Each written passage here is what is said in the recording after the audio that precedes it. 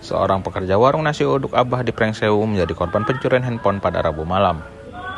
Kejadian berlangsung sekitar pukul 19.20 waktu Indonesia Barat saat dua orang tak dikenal datang berpura-pura untuk membeli.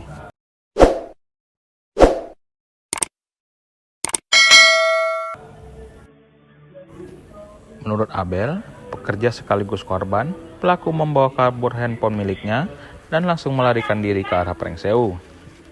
Namun, kasus ini tidak dibawa ke ranah hukum. Pada Kamis pagi, sopir kendaraan yang berasal dari Kota Agung Tenggamus mengaku perbuatan tersebut dilakukan oleh kernetnya.